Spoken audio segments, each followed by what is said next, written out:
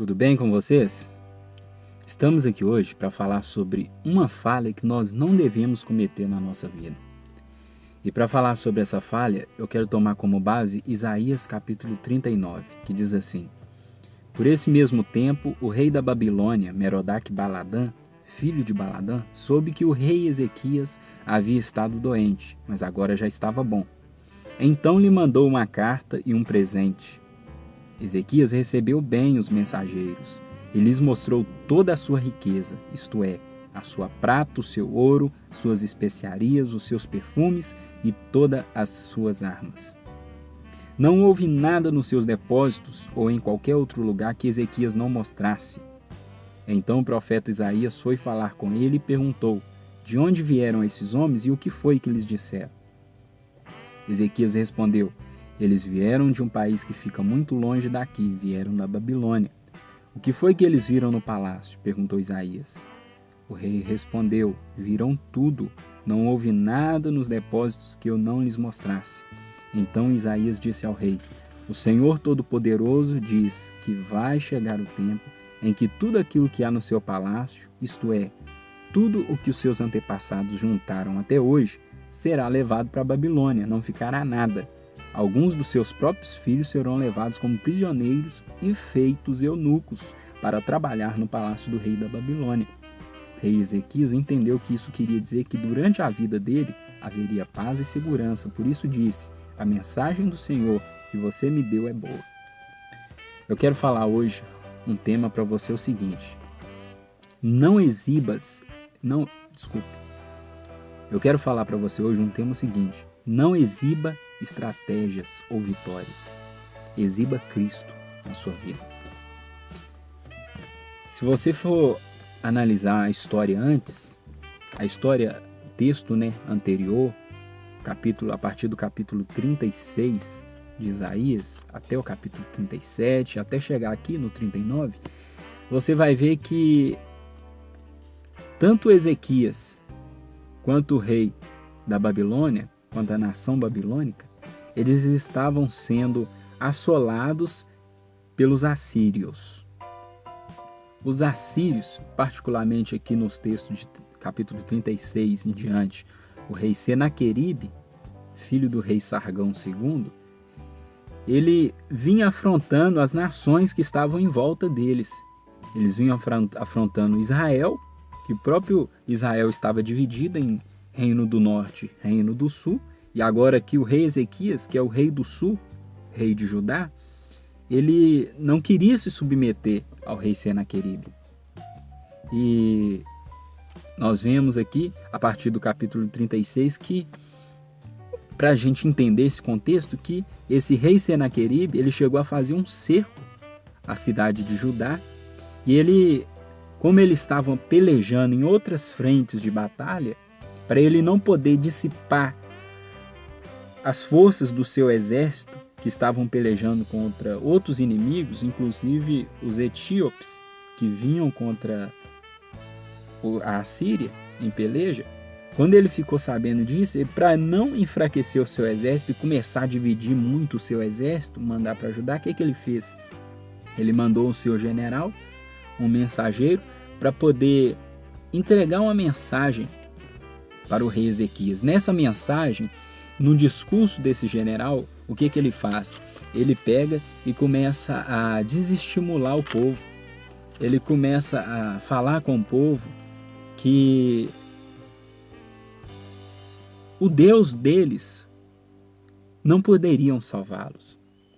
No seu discurso, o general ele começa a desestimular a fé do povo no rei, ele começa a desacreditar a Ezequias, Começa a falar que Ezequias estava enganando o povo, que Ezequias estava iludindo o povo, alimentando uma falsa esperança de que Deus, o Deus de Israel, poderia salvá-los. E aí, aquele general em seu discurso, ele fala na linguagem do próprio povo, no hebraico ali, para que o povo pudesse entender. E ele fala com o povo: olha, todos os deuses das outras nações, nós, os assírios, destruímos. Vocês acham que vai ser diferente com vocês? E outra coisa, olha, foi o próprio Deus de vocês que nos mandou. Foi Ele que nos levantou. Ele começa a exagerar o seu próprio poder. A estratégia que ele usa é exagerar o próprio poder. E eu quero dizer para vocês aqui que toda vez que um inimigo, o nosso inimigo, que no caso é o diabo, vem contra nós, uma das estratégias dele é exagerar o próprio poder. Ele faz com que você acredite que ele é maior do que a realidade. E quando você acredita que ele é maior do que a realidade, isso também se aplica aos nossos problemas, às situações difíceis que param na nossa frente. Quando nós acreditamos que essa situação ela é maior do que nós pensamos, nós começamos a desfalecer as nossas forças. Outra estratégia que esse general usa, ele começa a fazer propostas. É uma técnica usada em vendas até hoje, e você percebe que é uma técnica antiga, onde que a pessoa ela propõe duas opções para você, e você acha que você só tem aquelas opções, ou você faz isso ou você faz aquilo. E às vezes nós nos sentimos tentados, nós nem mesmo pensamos que existe uma terceira opção. A promessa que ele faz é a seguinte, ele fala assim com eles, olha, se vocês aceitarem servir nós, se vocês se entregarem sem lutar, nós vamos deixar vocês ficarem mais um tempinho na terra de vocês, plantar a vinha de vocês, e depois a gente vai vir, que era uma estratégia da Síria, né? Eles sempre deportavam as pessoas vencidas por eles. Depois a gente vai vir e vai levar vocês para uma terra igual à terra de vocês. Vocês não vão nem sentir diferença de hoje, da terra que vocês estão vivendo hoje. E aí, mas tem uma outra proposta. A outra proposta é que se vocês não se entregarem, se vocês falar que vão lutar, nós vamos pegar e vão acabar com todo mundo, igual nós fizemos com as outras nações. Então, essa segunda estratégia dele é colocar duas opções. Ou você faz uma coisa ou você faz outra. Não te parece familiar? Acontece com nós a mesma coisa. Às vezes, nós nos deparamos com situação em que nós pensamos, ou eu sirvo a Deus, ou eu nego a Deus. Não, mas eu só tenho essa opção. Mas a gente não consegue enxergar uma terceira opção. Então que você possa buscar a ajuda do Espírito Santo para que ele te faça enxergar a terceira opção. Que às vezes você, com seus olhos naturais, não vai conseguir enxergar. Que o inimigo vai te mostrar só duas opções. Que essas duas opções, qualquer uma delas que você escolher, será benéfica para ele. E uma outra estratégia que ele usa é desacreditar a fé em Deus. Isaías 36, 18 ao 20. Ele começa a expor que o Senhor não é confiável, que Deus não poderia, nem Deus poderia livrar os israelitas, moradores de Judá, das mãos dele.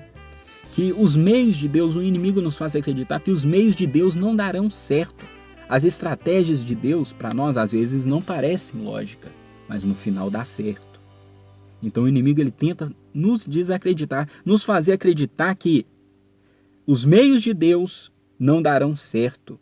E aí, quando nós acreditamos nisso, nós passamos a ser independentes da pessoa de Deus. E aí, acabamos por não conseguir aquilo que esperamos, que almejamos. Então, uma vitória, qual que é a vitória para isso? Usar a sua fé. A Bíblia diz que a vitória que vence o mundo é a nossa fé. Efésios 6,16 fala que nós devemos usar fé como um escudo para proteger dos dardos, das estratégias inflamadas do maligno, né? E devemos orar a Deus como Ezequias fez. Ezequias não deu ouvido para a afronta e foi orar a Deus. E Deus respondeu, deu a vitória para ele. Depois disso, no capítulo 38, Isaquias tem uma doença, uma chaga. E Deus manda o profeta e fala assim, rei, põe a sua casa em ordem, arruma suas coisas, escolhe aí o seu sucessor, porque você vai morrer, não vai viver. Ezequias estava com a sua morte decretada, estava desenganado não pelos médicos apenas, mas também por Deus.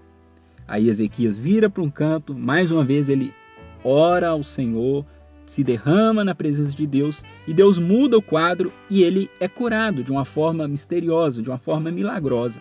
Quando o rei da Babilônia, Merodach-Baladã, ficou sabendo desses acontecimentos, o que ele pensou? Tem alguma coisa diferente com este homem. Eu preciso fazer uma aliança com ele. E é aí que Merodach-Baladã envia mensageiros com uma mensagem, uma carta e também com presentes. E eles vão até Ezequias.